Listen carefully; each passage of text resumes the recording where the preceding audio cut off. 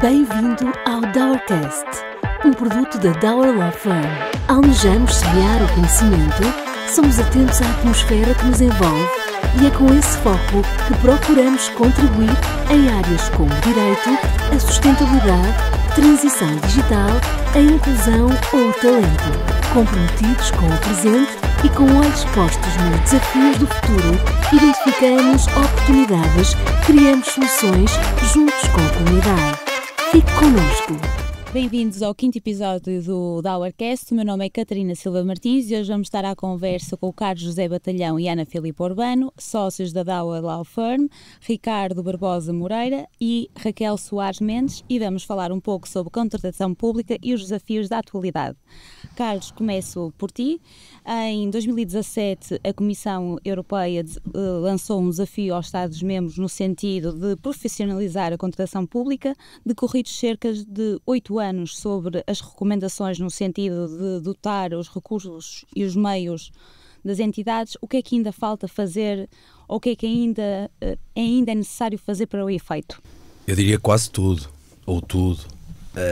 A ideia da Comissão relativamente à profissionalização da contratação pública é no sentido de tornar os contratos públicos mais económicos, mais eficazes, que impliquem uma boa gestão de dinheiro público e uma boa administração da coisa pública. E a ideia é passar um pouco por uma certa profissionalização do comprador público, no sentido de o dotar, quer dos principais instrumentos de conhecimento, quer dos principais instrumentos de operacionalização. Poder-se avançar eventualmente na ideia de tornar uma carreira especial para este comprador público, coisa que toda a gente adivinhará, se tornará bastante complicada. E, portanto, o que se tem feito em prol de uma profissionalização, e nós, Dower, estamos nesse caminho evidente, é formar cada vez melhor, cada vez mais e cada vez melhor, os profissionais de contratação pública. Sendo que a profissionalização está muito na vertente do comprador público, mas eu diria que ela também é essencial para o comprador, para o vendedor, para o mercado, para quem está na parte privada, perceber a lógica da contratação pública, o código dos contratos públicos e a forma de prosseguir melhor o interesse público, que não lhes compete a eles, mas que são uns agentes económicos fundamentais. Porque a contratação pública é uma coisa muito simples de explicar. Eu só tenho contratação pública porque os recursos da administração pública são escassos para a prosseguição do interesse público. Porque a administração pública tem meios, tem recursos humanos, materiais, equipamentos, financeiros, para prosseguir os respectivos interesses públicos. Tem que lançar mão de uma colaboração do mercado precisamente porque esses recursos são escassos. E, portanto, convinha, nessa onda de profissionalização, que quer o público, quer o privado, estejam cada vez mais capazes de prosseguir essa atividade tão importante para a prosseguição do interesse público como é a contratação pública. Atendendo às decisões do Tribunal de Contas, que são sempre agora a ser preferidas, nós constatamos que esse caminho não foi feito ou não tem sido feito por parte das entidades adjudicantes, ou seja, isto tem passado completamente ao largo, quer a nível do planeamento, quer a nível de dotar os recursos e a formação do próprio gestor, de quem trata dos procedimentos, correto? Sim, tem havido passos pequeninos no sentido de uma melhoria das coisas. Por exemplo, a ATAM, que é a Associação dos Trabalhadores da Administração Municipal, por exemplo, conseguiu um protocolo na área dos seguros que permite que os trabalhadores da administração local possam ter um seguro, vamos chamar-lhe de responsabilidade profissional nesta área, que lhes permita atuar de uma forma, digamos, mais descansada, obviamente cumprindo o dever de zelo como qualquer um, mas não ter aquela cultura de medo que eu hoje sinto na administração pública, nomeadamente nesta concreta área da contratação pública. A questão do planeamento é uma questão organizacional. Não é apenas do comprador público em si, se quisermos ver o comprador público como aquele que gere, dirige e prossegue com o procedimento, é o comprador público numa ótica de NIF, não é? Da pessoa coletiva pública. Por uma razão muito simples. Nós temos uma cultura na administração pública portuguesa, seja ela qual for, central, local, a que for, temos uma cultura algo complicada para aquilo que a Comissão quer e que o próprio Código dos Contratos Públicos pressupõe, que é de uma contratação pública pensada, planeada, hoje com as políticas horizontais que se visam cada vez mais contratar é planeamento estratégico, o que significa ter tempo. E a contratação pública em Portugal é feita apressadamente, desde logo, porque quem dirige vem cá abaixo dizer o procedimento é para ontem, quem faz o procedimento, falo na tentativa de recuperar o ontem, e vai ao mercado dando o prazo mínimo para a apresentação de propostas. Portanto, andam todos os agentes de contratação pública a correr e, portanto, não há boas propostas, não há bons cadernos de encargos, não há boa preparação da contratação e, portanto, isso gera um potencial de risco para todos, para o público e para o privado, da contratação pública correr mal. Tivemos o caso disso nas Jornadas Mundiais da Juventude, que foi o exemplo paradigmático dessa realidade. Paradigmático. O relatório do Tribunal de Contas é clarinho. Falta de planeamento efetivo. Exatamente, por um dos maiores municípios que podia estar dotado realmente... Município, Estado e Igreja. Exatamente, e assistimos a isso. Filipa, uma também das grandes preocupações, não só... também estamos a falar da questão do planeamento e da profissionalização, mas também da sustentabilidade. A nível também esta preocupação de as entidades terem a preocupação de nas peças do procedimento refletirem esta componente e preocuparem-se com outros fatores para além do preço, também tem sido imposta ou existem recomendações por parte da Comissão no sentido disso estar vertido nas peças dos procedimentos. As entidades adjudicantes têm praticado isso? Isso tem sido refletido no panorama nacional? Não tem. Não tem? De todo, não tem. A sustentabilidade, como o Carlos estava a dizer, as políticas horizontais decorrem de uma necessidade trabalhada e imposta pela União Europeia, porque a nossa contratação pública está muito trabalhada a nível europeu. O que é que nós assistimos? Nós temos metas para cumprir, e isso está também vertido no Pacto Ecológico Europeu até 2050. Temos também os Objetivos de Desenvolvimento Sustentável com a ONU, há um compromisso entre a União Europeia também para os cumprir através da contratação pública e não passa, até agora, não tem passado de um ideal, não é? O que é que nós já temos a nível interno? Temos uma resolução do Conselho de Ministros que já obriga, portanto é obrigatório, para determinados setores, como, por exemplo, os setores adquisição de fardamento, serviços de limpeza, refeições, a administração direta e indireta já tem que cumprir este paradigma. O que é que significa? Que já não podem escolher só pelo preço. E há outro setor também muito importante nesta resolução, que são as empreitadas. Portanto, todas as empreitadas, e podemos mesmo dizer isto, porque é a realidade, todas as empreitadas que sejam levadas a cabo pela administração direta e indireta, para quem não está dentro destes conceitos, podemos estar a falar de institutos públicos, empresas públicas, fundações, os próprios ministérios, direções, já têm que fazer empreitadas ecológicas. E se nós formos ao portal BaseGov, dos contratos públicos, onde estão publicados, portanto, isto é obrigatório desde janeiro, 1 de janeiro de 2024. Vamos ver que muitas das empreitadas ou de outros procedimentos que já são obrigatórios não têm os critérios ecológicos. O que é que isto significa? Estamos em incumprimento. Mas a minha questão que eu coloco é, não têm porque não sabem ou porque não têm capacidade para tal? Eu acho que este tema foi tratado de forma muito apressada. Porque nós tivemos esta resolução que saiu no final de 2023 para entrar em vigor a 1 de janeiro de 2024. Portanto, foi um procedimento um bocadinho apressado, o que pode também ter implicado falta de preparação, e aqui, seguindo o que o Carlos estava a dizer e bem, da falta de planeamento e de profissionalização que nós temos na contratação pública. Por outro lado, o que nos dizem sempre, e nós temos trabalhado também muito nesta área, nós na Dauer, o que nos dizem sempre as entidades adjudicantes é que é mais caro. Portanto, comprar ecológico é mais caro. Qual é a resposta que nós podemos dar? Por um lado, temos que dizer a verdade. É tendencialmente mais caro.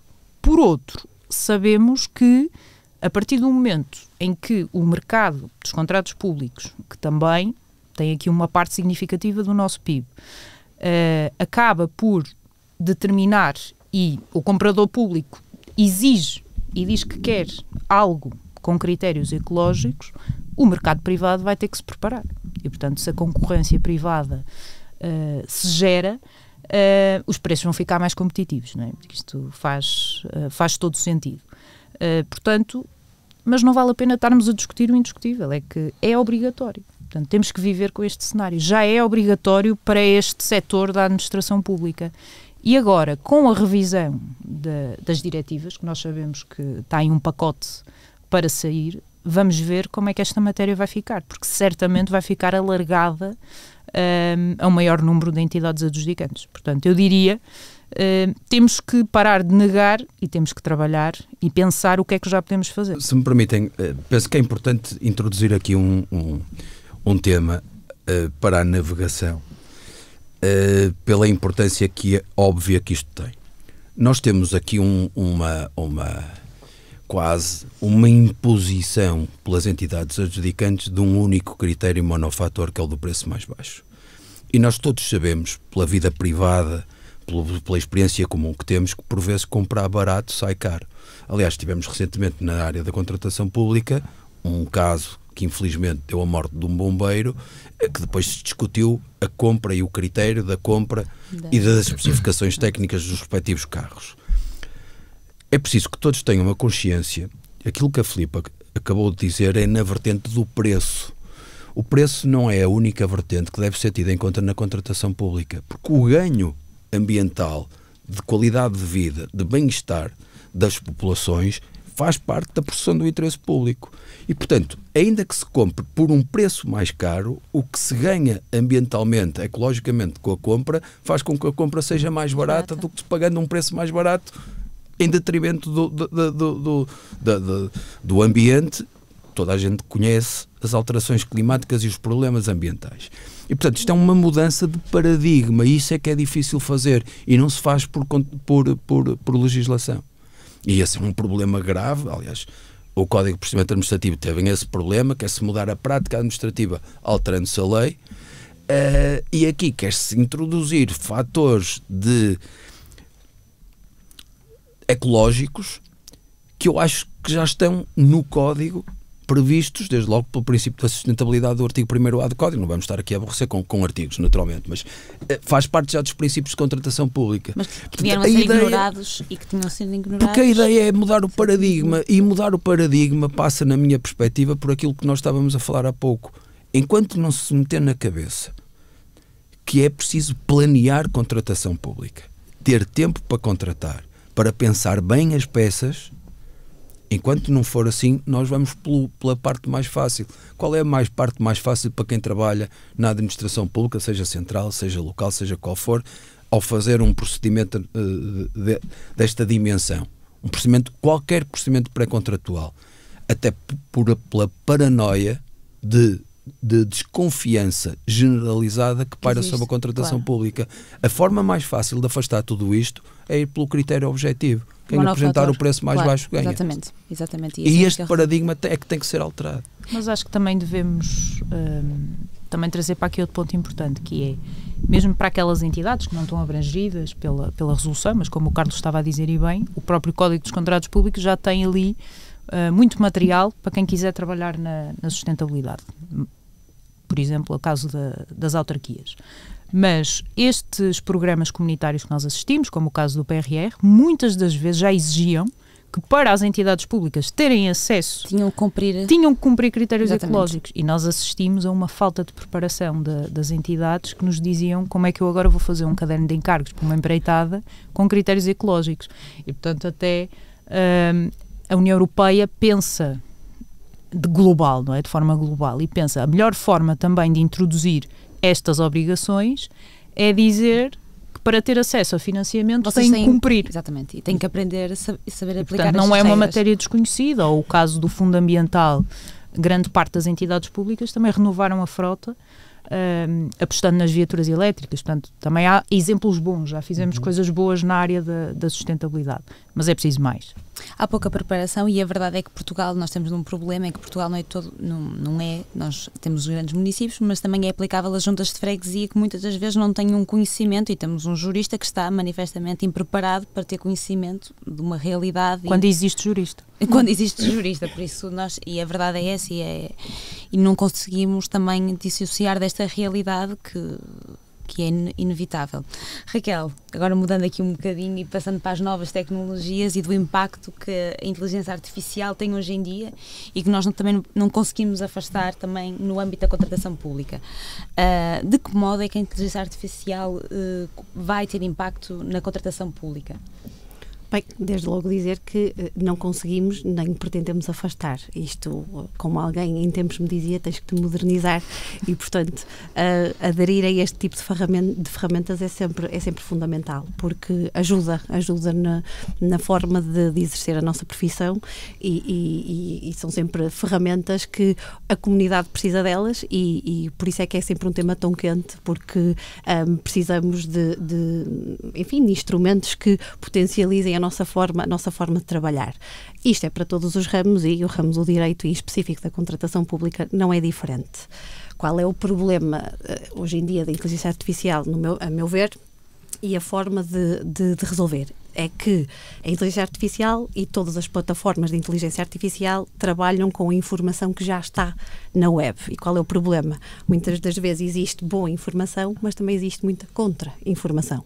E por isso nós conseguimos fazer uma pergunta e sabemos que ou pode haver uma resposta 100% correta, pode haver uma resposta incorreta, com dados incorretos ou até inventados. E, portanto, é um bocadinho por aí que nós vamos trabalhando. Portanto, qual é a ideia a pedra de toque aqui, e que nós também já trabalhamos com uma plataforma nesse sentido, é 2 pontos de vista. Do primeiro, a base de dados a que essa plataforma de inteligência artificial tem é criada e alimentada pela própria, entidade que controla essa plataforma. Portanto, a informação não é toda aquela que está disponibilizada na web, mas sim aquela que é controlada pela própria plataforma, porque sim, essa é correta. E a ideia é essa, é construir uma base de dados altamente fidedigna, segura, para que quem a utilize em bem e consiga tomar decisões ponderadas e fundamentadas com informação correta como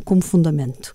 De seguida, é preciso, para além dessa base de dados, aliar aqui 2 mundos que, na minha ótica, têm que andar sempre de mãos dadas, que é a inteligência artificial pode existir, deve existir, vai encurtar aqui, se calhar, muitos prazos de trabalho, mas é preciso sempre, na minha ótica, ter a perspectiva humana atrás. Precisamente porquê? Por causa da via e da vertente da responsabilidade dos trabalhos ou da documentação que sai dessas plataformas de inteligência artificial.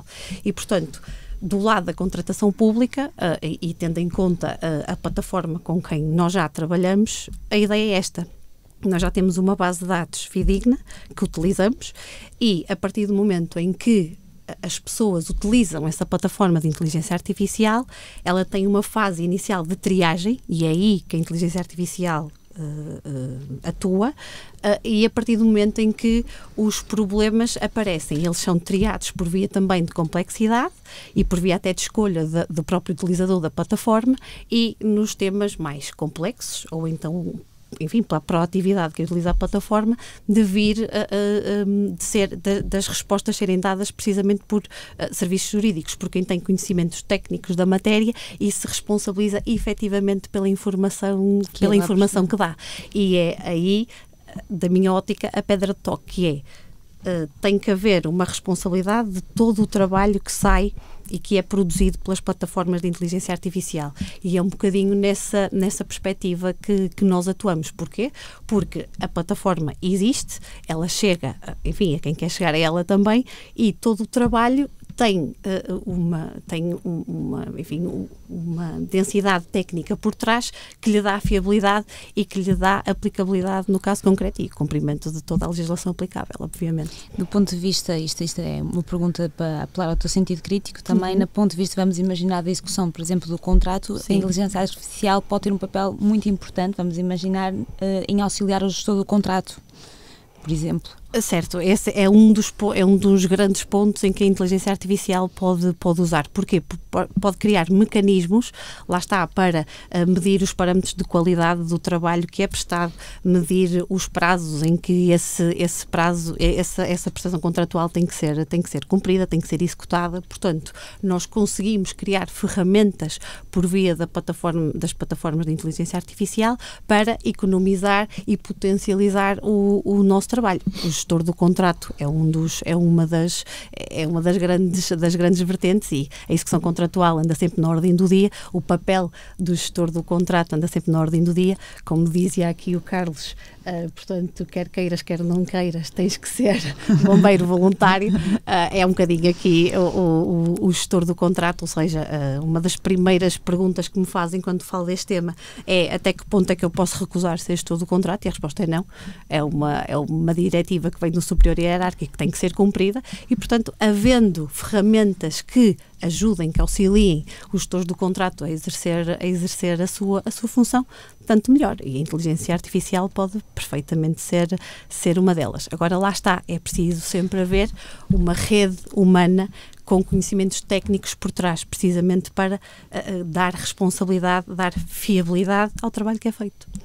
E eu acho que é sempre um bocadinho esse o grande problema hoje em dia.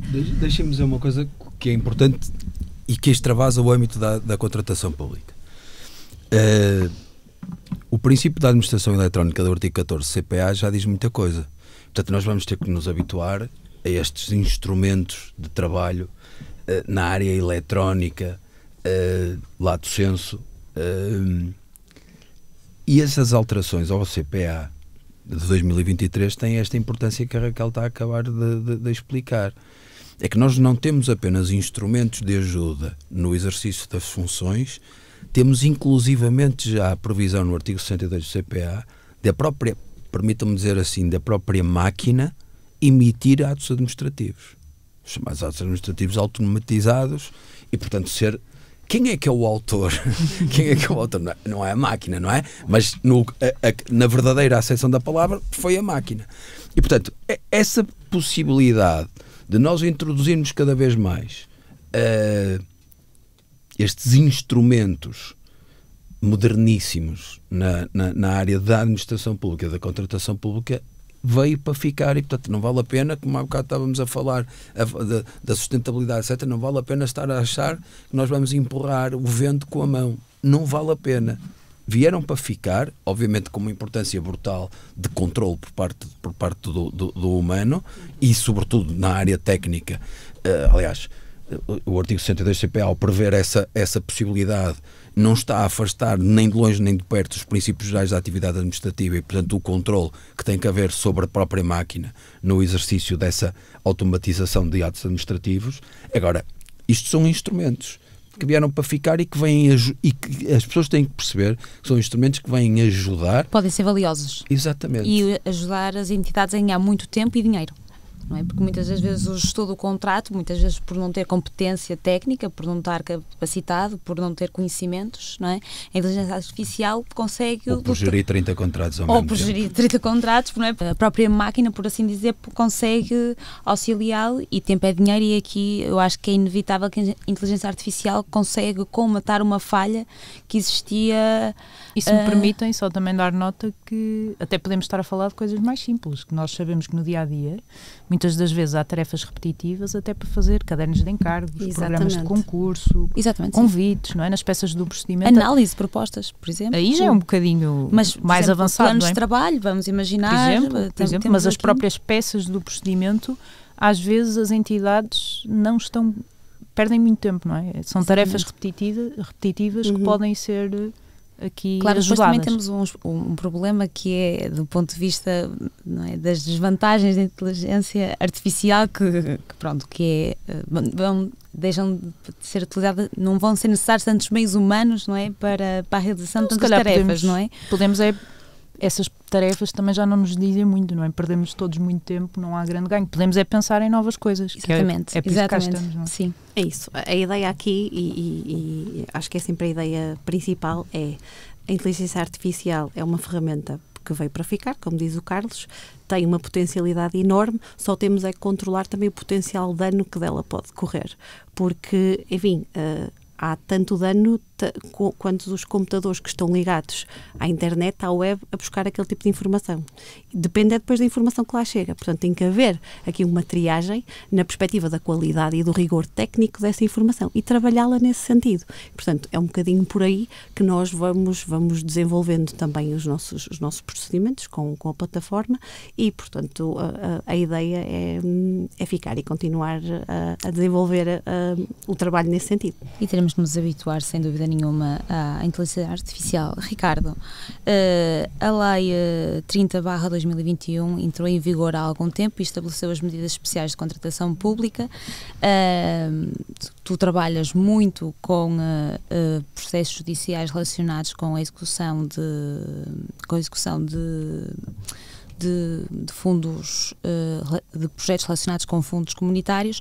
Na tua perspectiva, e aqui uma perspectiva crítica, estas medidas implementadas vieram atrapalhar ou vieram ajudar à execução destes projetos? É sempre uma questão muito engraçada perceber se a lei que nasce do havia uma maneira que pudesse permitir que, é sempre muito engraçado perceber se afinal permite ou só atrapalha. Mas pronto, dando aqui só um pequeno contexto, aquilo que se ouve acerca do PRR em todas as notícias, em todos os jornais, nas televisões, seja onde for, é que a execução do financiamento que a União Europeia nos deu, chamada bazuca, para o país finalmente alavancar o desenvolvimento que anda a pedir já há algumas décadas, temos tido dificuldade em executá-lo a tempo, ou seja, a União Europeia vai-nos impondo prazos e esses prazos têm sido repetidamente prorrogados. Acontece é que parece que desta vez a União Europeia não está assim tão disposta a prorrogar o prazo e 2026 estará basicamente a ser o ano em que o PRR vai acabar, estando executado ou não estando executado. E ele não está executado também da perspectiva das entidades públicas, ou seja, do Estado, dos municípios, das freguesias, seja do que for. O PRR trouxe grandes tranches de dinheiro e permitiu fazer grandes obras que toda a gente queria fazer já há algum tempo, mas nunca havia verba para as mesmas. Então são obras ou contratos de grande envergadura que, para a administração pública conseguir adjudicar a um privado, tem naturalmente de seguir um procedimento complexo e existe no direito administrativo garantias dos administrados e, portanto, pode sempre haver qualquer problema que atravanque a execução do contrato até o litígio estar completamente resolvido. Uma das alterações que a lei que tu citaste, e te agradeço para não ter que dizer esses números todos, uma das alterações é precisamente com uma ação que existe no contencioso administrativo. Não existem ações especiais e ações normais agora no contencioso administrativo, mas existem as chamadas ações normais, agora entre aspas, e as ações urgentes.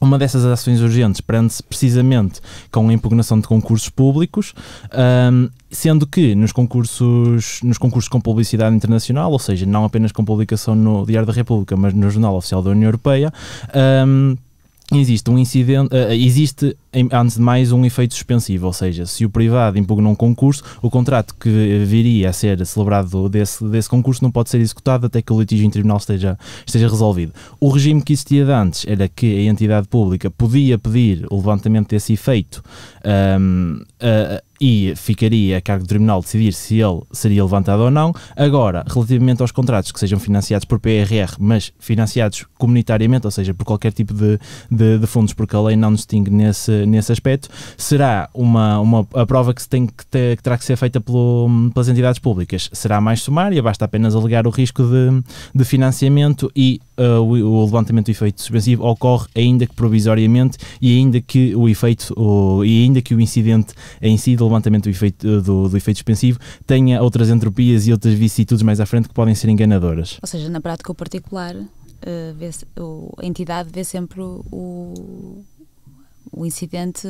Sim, o que esta lei vem fazer é claramente reduzir a garantia dos administrados e dos privados que se sintam prejudicados com aquilo que aconteça no concurso público, porque mesmo que o incidente, só para perceber um bocadinho a tramitação toda, o incidente pode ser levantado no início, o efeito suspensivo pode deixar de existir no início do incidente, mas no final, ponderados todos os prejuízos, todos os interesses públicos e privados em presença, o Tribunal até pode achar que, mesmo havendo risco de perda de financiamento, há riscos para o privado que convenha cautelar e, portanto, volta a decretar o efeito suspensivo. Essa situação, além de ser inusitada, é muito difícil que aconteça. Exatamente. Porque, sinceramente, eu não estou a ver um tribunal confrontado com a ideia de uma empreitada estar a decorrer ou um contrato de gestão de resíduos também estar a decorrer, que tem naturalmente efeitos e custos que são ponderados e custados logo no início do contrato, confrontado com essa realidade, vai decretar novamente o efeito suspensivo. Até seria uma situação muito inusitada.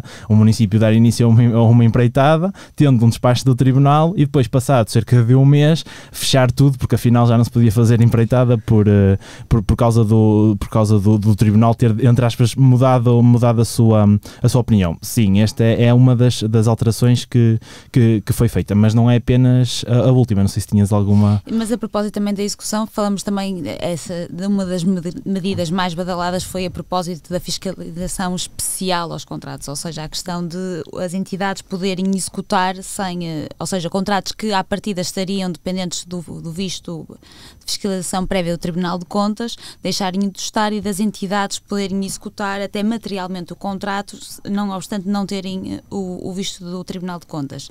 Na prática, o que é que as entidades têm feito? Muitas das vezes preferem esperar de forma a cautelar uma eventual responsabilidade que poderá vir depois, posteriormente, decorrente de alguma ilegalidade que poderá existir, correto? Sim.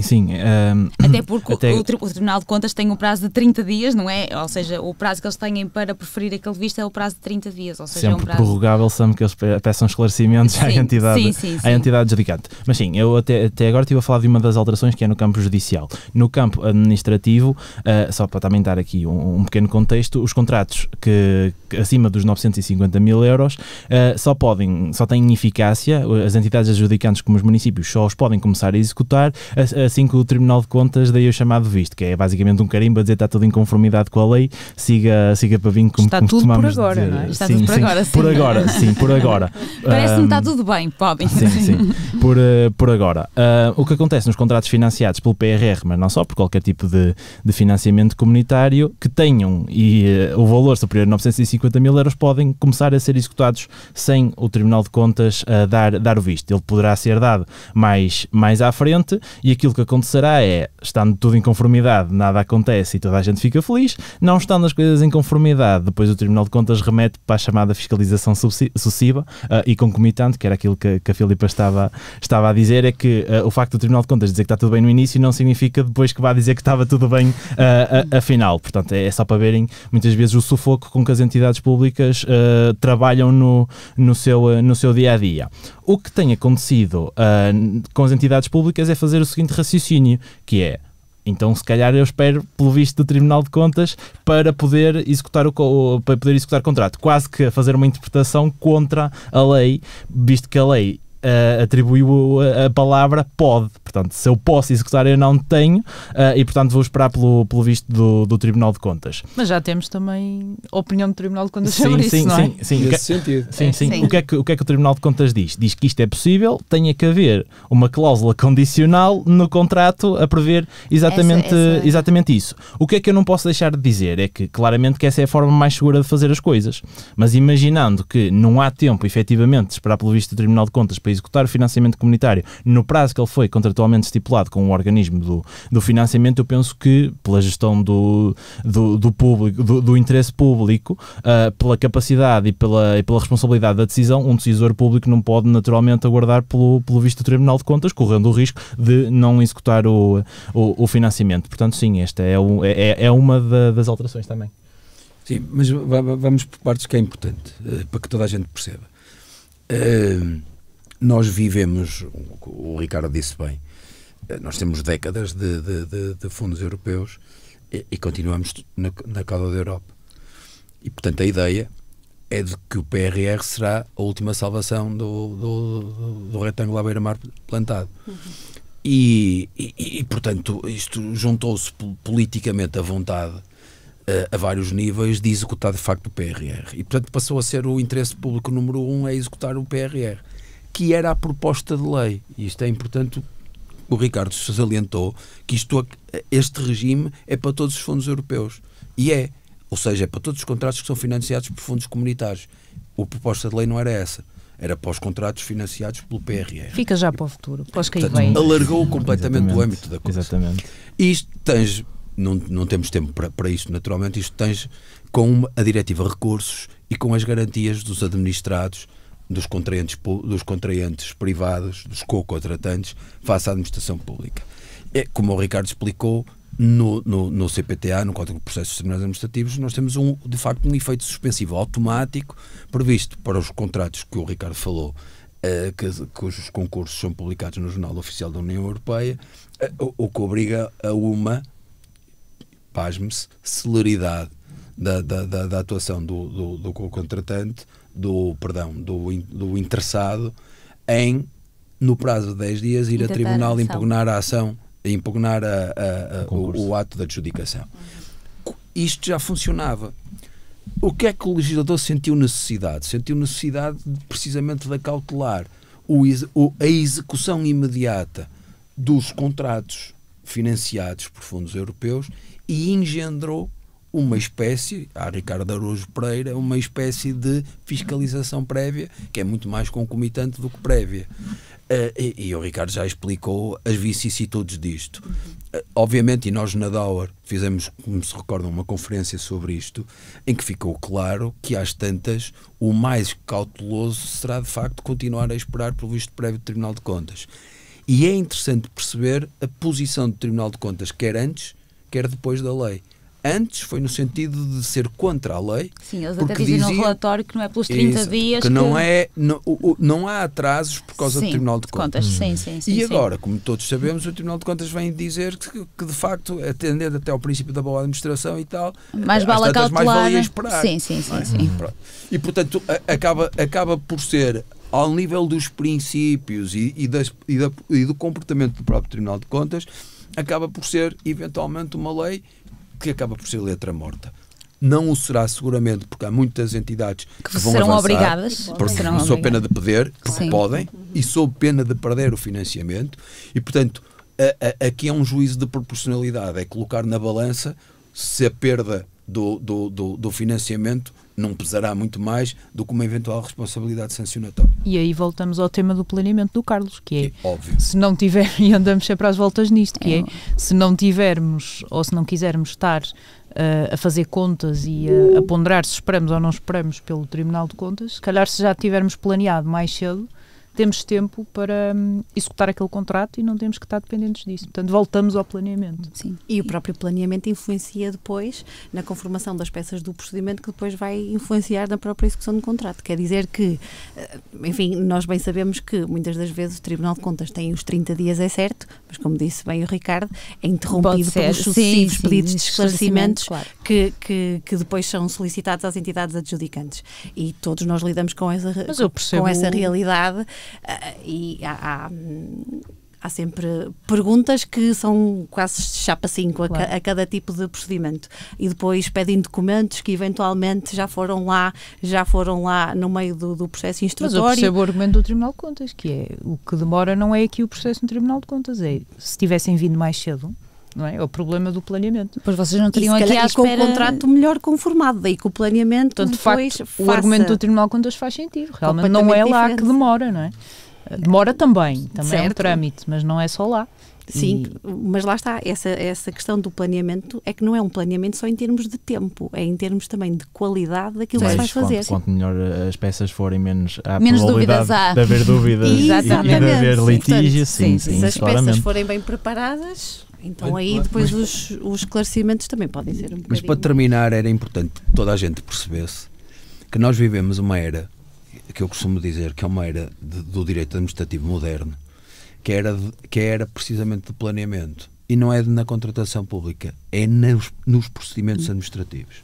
Estas alterações do Decreto-Lei 11 de 2023 do CPA vêm obrigar a administração pública, em qualquer procedimento administrativo, de fazer um cronograma procedimental para perceber se cumpre os prazos do procedimento.